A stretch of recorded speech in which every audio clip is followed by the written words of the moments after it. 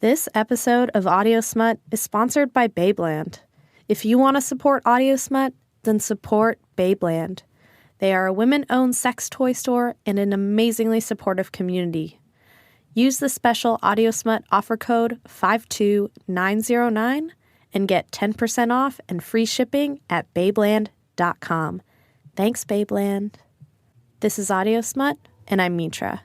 This is the coming of age episode. Now, I want you to picture this. A scrawny 12-year-old brown girl. Short, dark, and hairy. Thankfully, no braces or glasses, but unbelievably awkward nonetheless. She has big eyes and a not-so-tiny mustache that rivaled most of the boys in her grade. 2 months ago, she was wearing overalls. She leaned her chest against her desk, the metal clasp of the overalls digging into her tender flesh, right in the spot where breasts would one day grow. Her eyes teared up from the unfamiliar pain. She knew what was coming for her. She had seen the videos. Boobs, periods, babies. To admit that one is going through puberty was to admit that someone is becoming an adult. And with adulthood comes new responsibilities, new emotions, new attitudes. So this 12-year-old kid is actually me, 15 years ago, almost to the date. I wasn't ready. I was embarrassed. I was embarrassed to show my family that I was growing up. I was embarrassed to mention that it was probably time for me to start shaving my legs. I should have started shaving sooner. Very uncomfortable pool parties. Growing up meant that one day I would have sex. But even more so, it meant that I would want to have sex. I could barely stand watching two actors, this is still true, kiss on television with my parents around. So it was a Friday night in May in 1999. Boy Meets World was on television. The humid Dallas air hugging me and weighing my hair down. I was sitting on the couch, my mother on my right, my father on my left. As usual, my mom was snacking on some dark chocolate, and my dad was probably flossing. Old people stuff. I got up to use the bathroom. When I pulled down my underwear, without a warning, it had happened. A rust-colored stain, no larger than a quarter, waving at me. Oh, what am I gonna do? Begging me to put on some lipstick and high heels and just own it. I called my mom. I approached her with my head down, shy, embarrassed, near tears. I started my period. This episode is about growing up, becoming an adult, entering a stage of independence. Shaving cream, tampons, driving, voting, doing your own dishes, doing your own taxes, and sex. I will be guiding us on a path of rituals, formal or otherwise. Hopefully, when we emerge on the other side of this episode, we will be transformed. Right now, we are children. We are immature. We don't exercise the best judgment. We are carefree, and it's totally okay. We don't have to play by the rules of adulthood yet.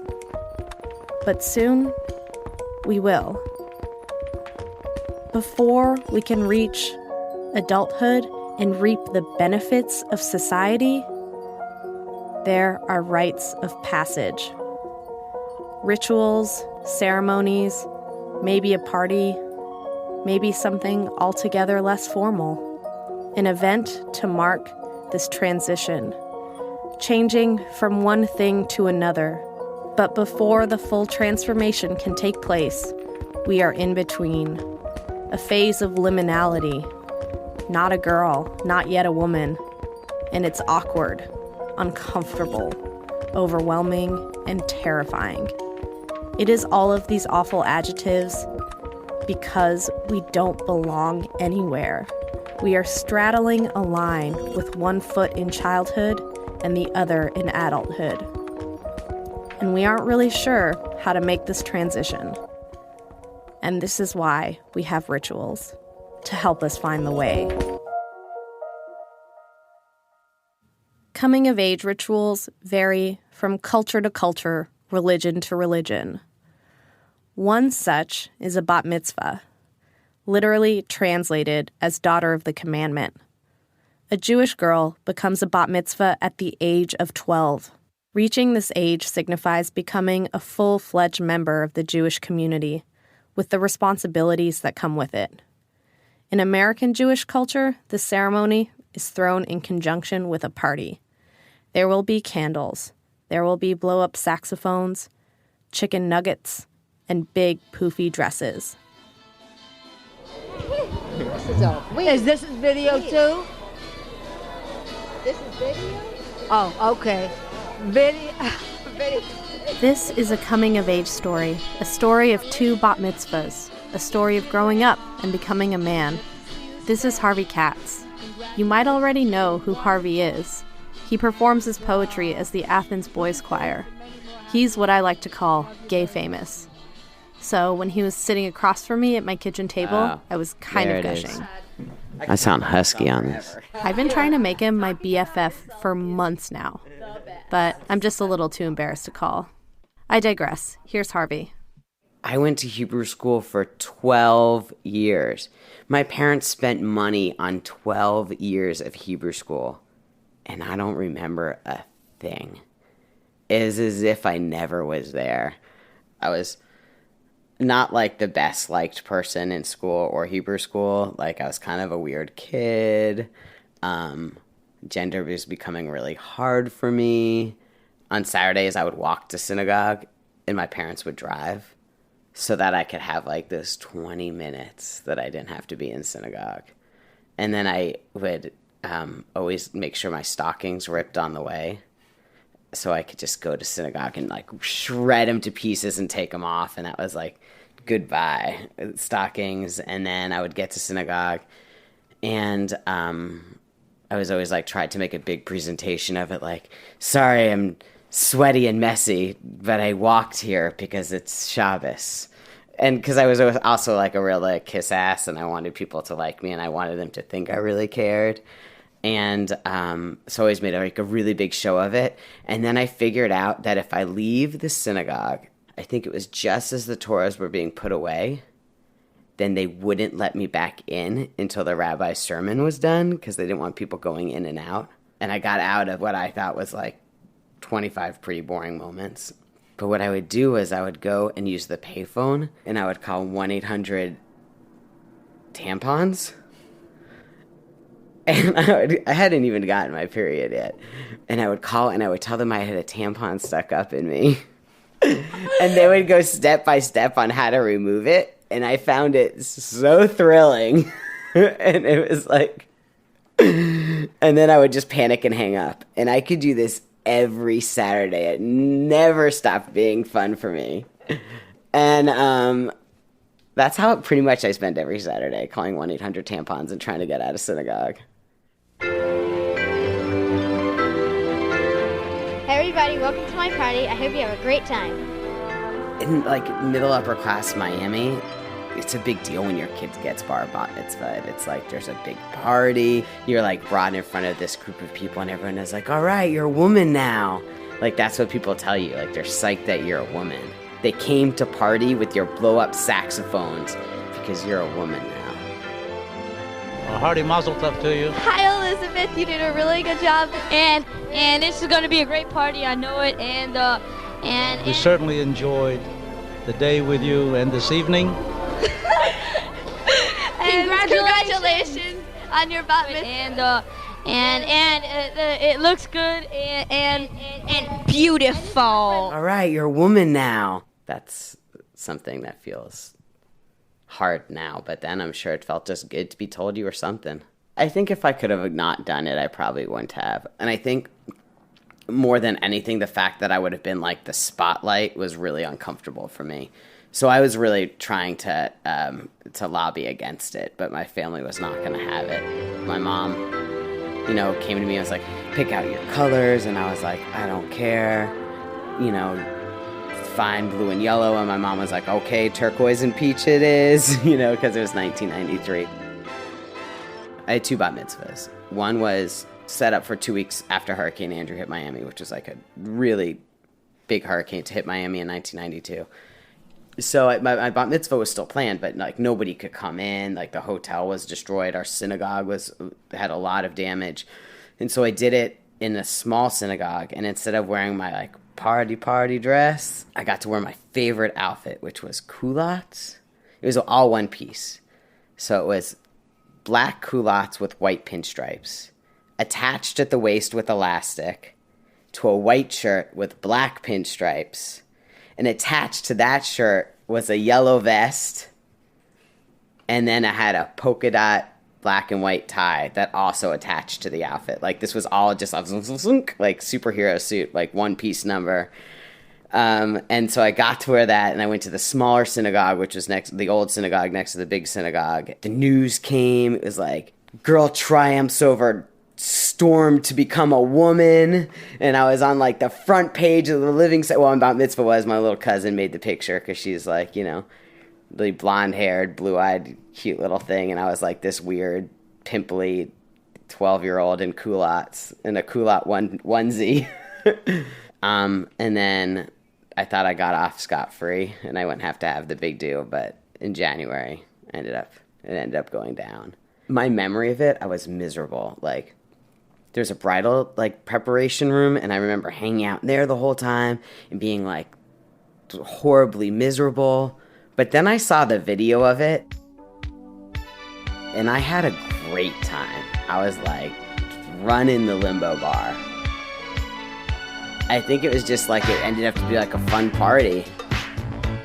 There's like chicken nuggets on the kids' buffet food line, I really did not remember having a good time, but the evidence is there, man. I was just like elated. Is this video too? Oh, okay. Elizabeth, this is your grandma. Elizabeth's graduation. And we know that you'll always make your parents as proud as you have on these 2 occasions. There's an old Jewish phrase that said, we should live to dance at your wedding. And with God's help, I hope you'll be there. All right, Liz, I'd just like to say that your bar mitzvah was great. It was like velvet, and I couldn't expect anything more from my sister. Hi, Liz. This is your Uncle Jerry. Seen you grow the last couple of years. You've become a young woman. I can't wait for the next couple. Bye-bye. I'm a very nice bar mitzvah. Thank you. Thank you. As like a trans kid, even though you don't have the terminology for it, it was like all I wanted to do was to be like liked in a way that I thought I would never be liked. And to be honest, like I was psyched. I was like, if this makes me a woman, then let's fucking do this shit. Like I was like gender-wise, I was like psyched for anything that would make me more a woman or a girl, because it was not happening on its own. Like I was psyched about puberty. I couldn't wait to get my period, because I thought like that's the moment this girl becomes a lady and everybody here is just going to accept the fact that I'm a woman, and it's going to be awesome, and I won't like feel weird anymore around other girls. But like obviously that doesn't work either. Then it just sucks and you have your period. I didn't even know that trans men existed till I was 20. And then my roommate in college came back from her women's studies class with a book and was like, sit down. And I was like, okay. And I looked at it, and then it just sucked. My life after that for the next few years sucked, because I was just like, yeah, that's what I want. Okay, let's go there now. My cousins Joseph and Ellen have come, all the way from Brooklyn to have some fun. Grandpa Henry often has a joke to tell. They'll always make you laugh, boy is he swell. They love to play cards, never missing a deal. What else is new? As siblings we used to fight. When I touched him, softball you punch with all his might. Giving charity is the right thing to be done. So Grandpa, please come up and light candle number 1.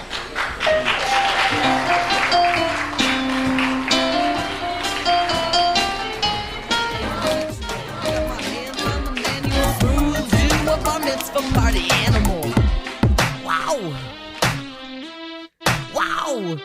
I'm an FAGE CTE. I twinkle toes when this got double X's and rows. Got gender troubles and loads. I need a man that can handle what's underneath these clothes. Why? Cause I got a B to the A-G-I-N-A, but no P-E-N-I-S-N-A. Cause for real though, I got a dildo. I got 2 dildos. I got 3 dildos. They started performing in Athens, Georgia. And I was just like, started performing with like, you know, the other trans guy in town. And I think getting on stage and just being like,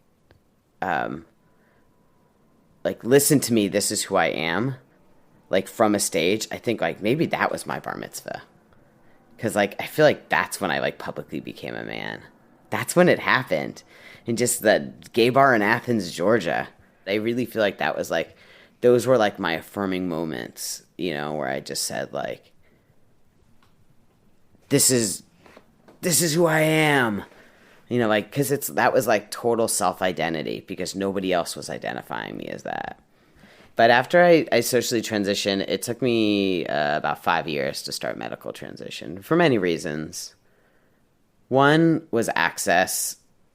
And I knew that, like, if I was going to go after medical transition in Athens, I was going to have to do a lot of self-advocacy.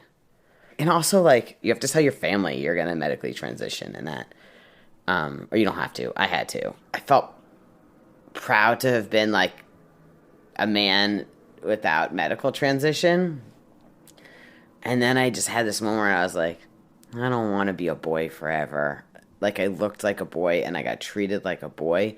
And I wanted to have grown-up experiences and get to be a man. And at that point, too, I was 25.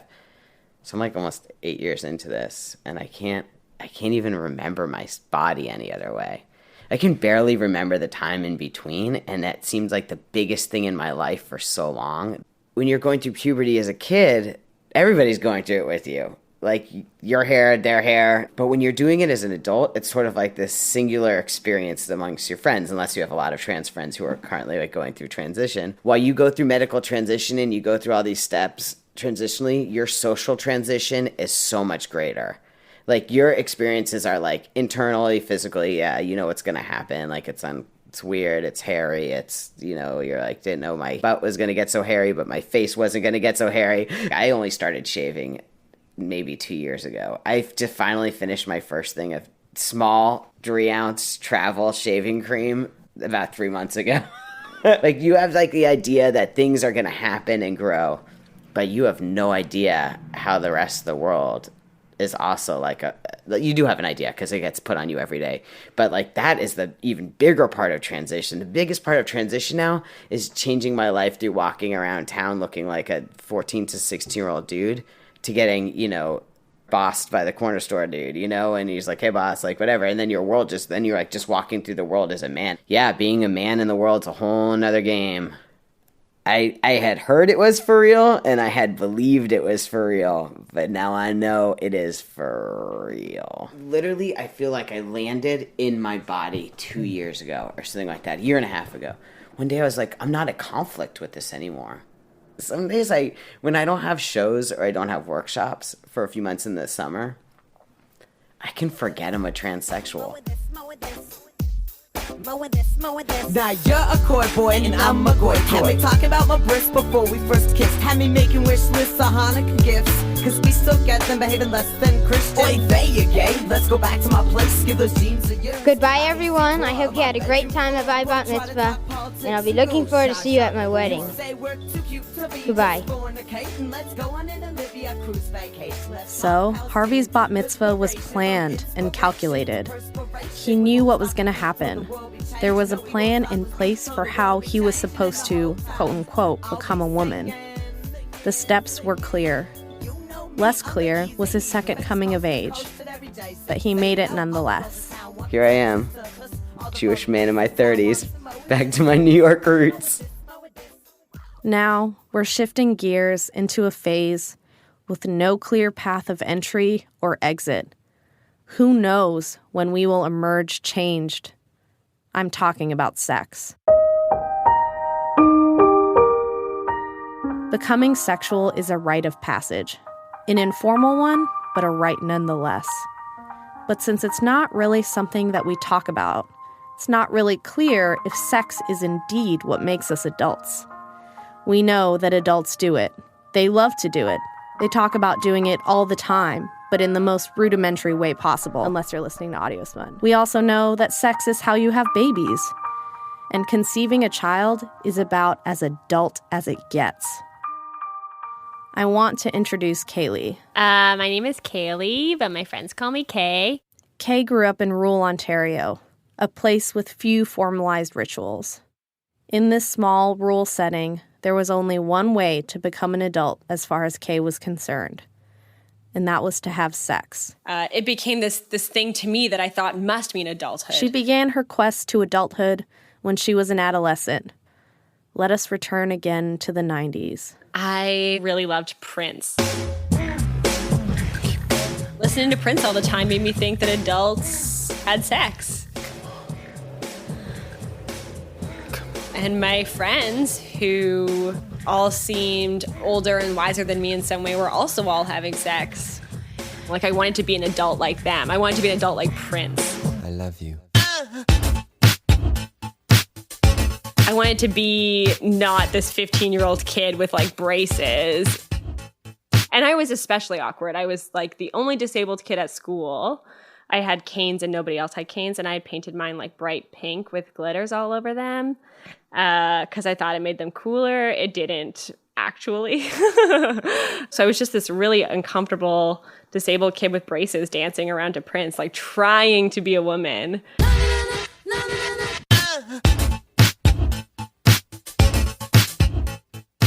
When you're in the 10th grade, you get sex ed, and it's just like 15 minutes of video. It happens in gym class, and I never saw it because I didn't go to gym class. During gym class, I just went to the cafeteria and was alone.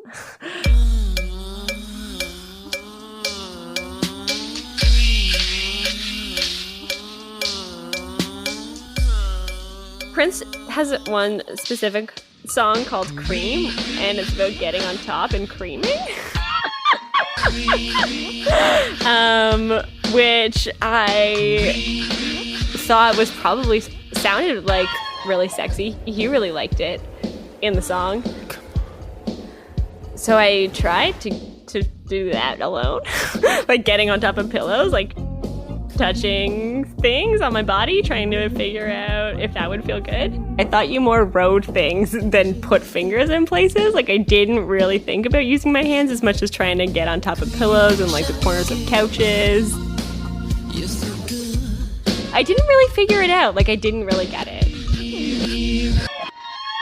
Part of my spinal cord injury means that I have to catheterize myself. So I have been touching myself since I was 9, but it was never sexual. It was like, oh, you touch yourself to put a catheter in your urethra, and then you pee, and then you're done touching yourself. So I think that part of why I thought that everybody rode on top of things was because I was so used to touching my vagina and it not being sexual that I thought there must have been something else going on.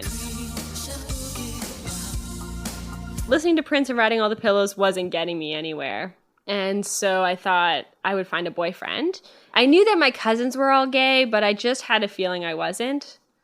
Turns out I was wrong, but I was sure for a while that I was pretty straight. So I found a boyfriend. It was pretty easy to do. His name was Andrew. He was so cute. He had really curly hair, like little tiny little ringlets all over his head. And he was really pale. And I loved him. I was suddenly like a cool girl in school. Like I drove a truck with a boy. It was a very big deal for me.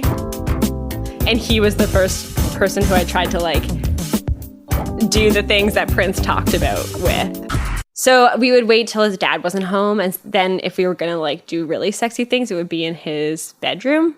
But at this point, it still wasn't like penetrative sex. Like I was like, okay, I'll give you a hand job, I guess. I didn't know that you were supposed to grip and move quickly. I thought it was like a more of a like patting and like a like gentle, like petting a dog, you know? But he didn't really tell me what to do either. Like it was so uncomfortable. He loved me and he didn't want to tell me I was doing a bad job. And so eventually we decided to progress to blowjobs because maybe I would be better at that.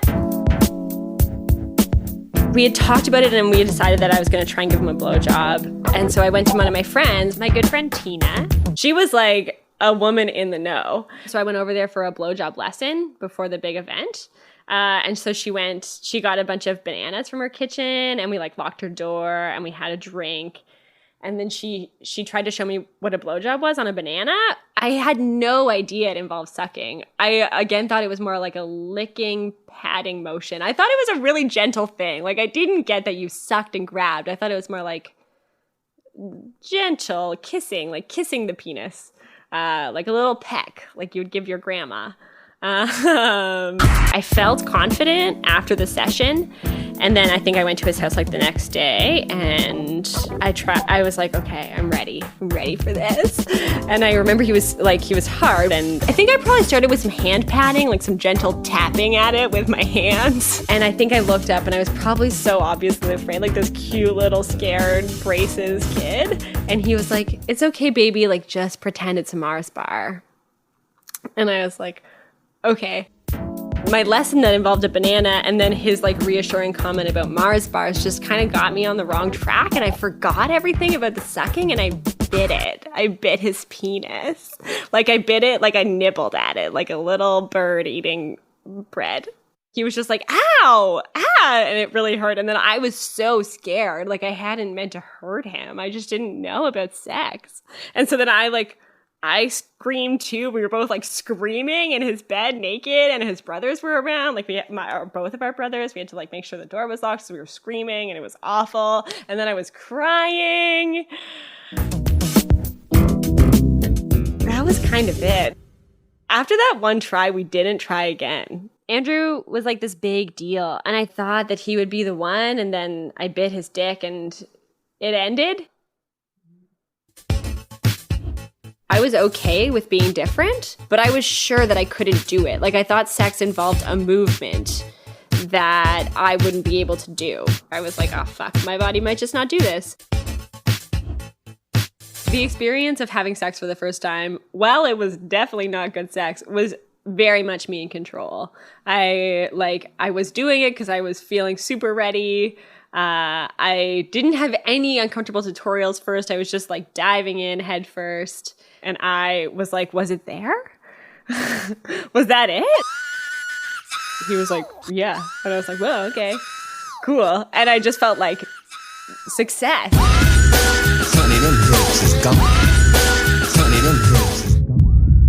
I thought this was going to be about me being bad at sex when I was in high school. But I guess the truth is that like sex, though I thought it would be this big coming of age moment, it's just been this like long project for almost all of my adulthood thus far.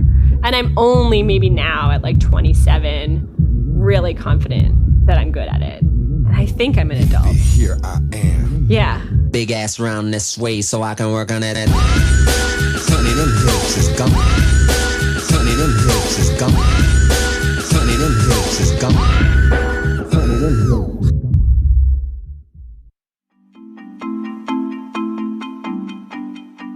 Back to 1999. I had just started my period. My mother was elated, thrilled. She gave me some pads to wear, told me which ones she thought were the best, and I thought that was that. I went to sleep that night, confused and in total disbelief. This could not be happening to me. I woke up late the next morning to a sweet smell cradling me. It smelled like my mom's birthday cakes, which are not like normal American birthday cakes. It wafted of oranges and burnt sugar. I got out of bed, took a shower, washed all the dried blood that had crawled its way into all my crevices as I slept, and put a fresh pad in my panties. I came into the breakfast nook and saw a fresh baked cake sitting on the table. She had baked me a cake because I started my period. On this Mother's Day, thanks, Mom. Oh wait, she's never gonna listen to this. Do you feel it? We have arrived at the other end. We are whole. We can finally be accepted as full members of society. I am a woman, or so I'm told. I feel similar to Kaylee in this respect. I am 27. When my grandmother was this age, she was finished having all of her children, and I have yet to even have the slightest urge. I am living in a room smaller than my childhood bedroom. I was making more money at the age of 20 when I had dreadlocks and worked at a nonprofit. I don't wear a helmet when I ride a bike. Sometimes I have ice cream for dinner. I don't own a pair of real pants unless you count my yellow jeggings. All the light bulbs in my living room and kitchen have burnt out, and they have not been replaced. We eat by the glow of laptops and Christmas lights. But you know what? I ate the shit out of that cake my mom made me, and I'm an adult, and I can do what I want. But now, I'm just thinking, why? Sure, rituals help us make this transition from stage to stage, but also, I think maybe it's just nice to mark the passage of time. How else are we supposed to keep track of anything without any significant milestones? That's all for the Coming of Age episode. Thank you for marking this passage of time with us, and for being with us as we enter new states of being. You can find links to Harvey's work at theathensboyschoir.com. And if you liked Kaylee's story, you're in luck. She has a book coming out at the end of the summer called Hot, Wet, and Shaking: How I Learned to Talk About Sex. This is going to be Kaylee's first creative nonfiction novel. It will be available by independent chain retailers in Canada and through Amazon. She's also going to be touring the book, so stay tuned at Invisible Publishing for dates. We will also have links to all of this on our website at audiosmut.ca. If you think Audiosmut is the best, rate us in iTunes and write us a review. It will really make a difference. Or make a donation so we can grow up and be a real radio show. Audiosmut is produced by Caitlin Prest, Jen Ng, Shira Bannerman, Megan Dietrich, Samara Brager, Connie Ho, and myself, Mitra Kaboli. Special production help from Ray Dooley and Veronica Simmons. Veronica has a radio show called Bradio, where she braids people's hair on the radio. Obviously, she is a goddess. We will also link to that on our website. Music in this episode by Johnny Ripper and Felix Ramirez. Until next time, thanks for listening. This episode of Audiosmut was supported by Babeland. Babeland, thank you so much for helping us in our quest for world domination. Babeland is a women-owned sex toy retailer. They welcome people of all orientations, genders, and experience levels. They provide fun shopping environment and carry a variety of sex toys. Use the offer code 52909 at checkout to receive 10% off and free shipping at babeland.com. We love you.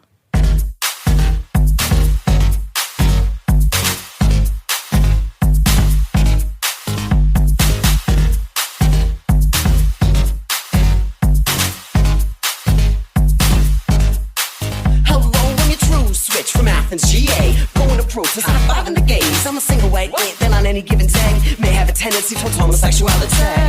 Hey, hey, oh hey. Well, I'm an F-A-G-E-T-T-E. Typical toast in this book, got double X's on rows, agenda troubles and lows. I need a man that can handle what's underneath these clothes. Why? Cause I got a V to the A-G-I-N-A, but no P-E-N-I-S-N, babe. Cause for real though, I got a dildo, I got 2 dildos, I got 3 dildos. I'm an F-A-G-E-T-T-E. Typical toast in this book, got double X's on rows. In the troubles and loads, I need a man that can handle what's underneath these clothes. Why?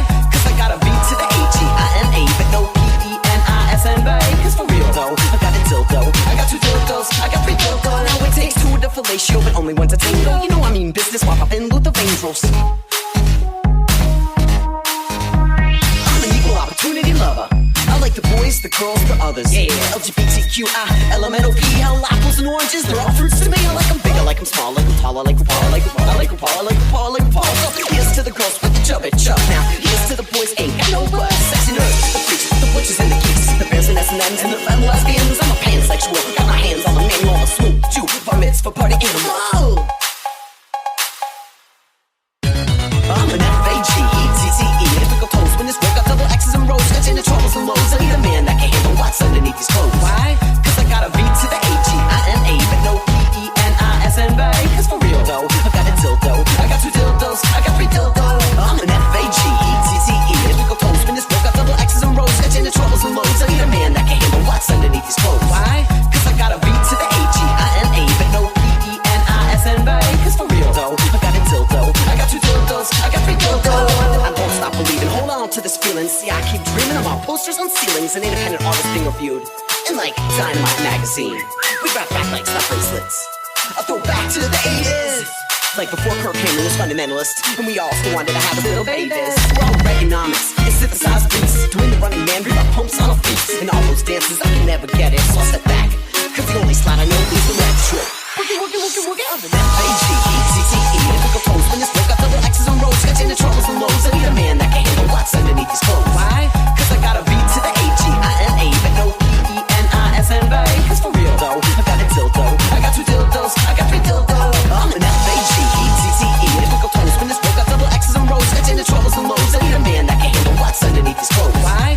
Cause I got a V to the A-G-I-N-A, but no P-E-N-I-S-N, babe. Cause for real though, I got a dildo, I got 2 dildos, I got 3 dildos. I'm an F-A-G-E-T-T-E, typical toast when this work got double X's and rows, got into troubles and lows. I need a man that can handle what's underneath these clothes. Why? Cause I got a V to the A-G-I-N-A, but no P-E-N-I-S-N, babe. Cause for real though, I got a dildo, I got 2 dildos, I got 3 dildos. I'm an F-A-G-E-T-T-E, typical toast when this work got double X's and rows, got into troubles and lows. I need a man that can handle what's underneath these clothes. Why?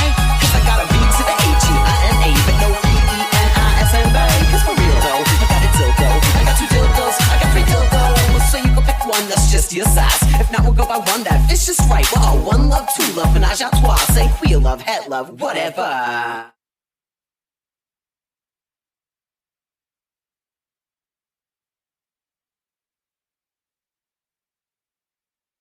Now a word from our sponsor, BetterHelp. Have you ever thought about trying therapy? Talking to an impartial third party can be a really big help. Sometimes when problems feel so overwhelming, they can help you see things from a different perspective. When you want to be a better problem solver, therapy can help get you there. Visit betterhelp.com/heart today to get 10% off your first month. That's betterhelp.com/heart. Radiotopia. From P